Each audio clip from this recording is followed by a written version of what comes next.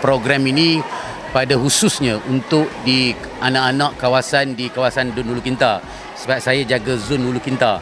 Jadi kita bincang dengan Fina dan kita buat pada hari ini untuk kita mendekati golongan remaja. Tapi pada hari ini saya lihat bukan saja remaja yang ada, maknanya ada generasi pertengahan dan generasi yang muda pun datang untuk berzumba fest pada hari ini.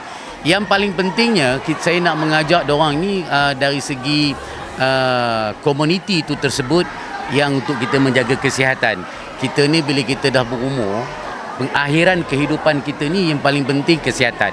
Jadi saya nak ajak diorang ni yang telah kita adakan Fina ni sebagai instruktor untuk dia mengajar ataupun untuk dia kita akan biasa buatkan zumba dalam kawasan Dun Hulu Kinta ni.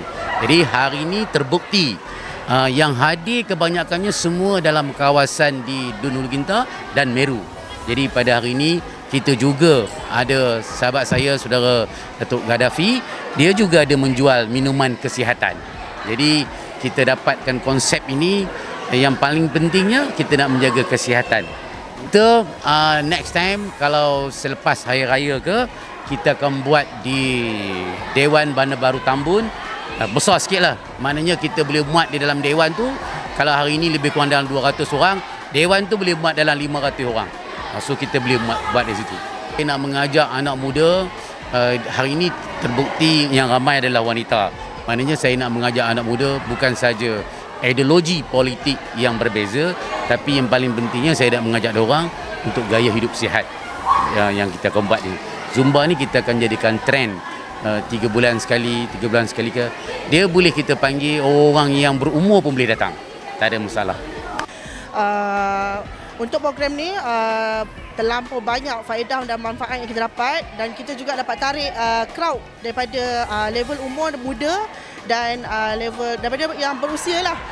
Macam kelas saya sendiri pun daripada umur remaja dan warga emas pun ada yang join.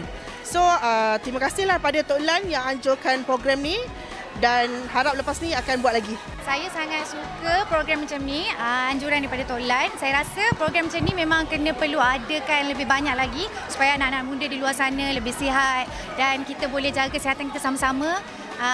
Jadi saya harap program macam ni boleh diperbanyakkan lagi supaya semua kita, anak-anak muda boleh datang join program macam ni.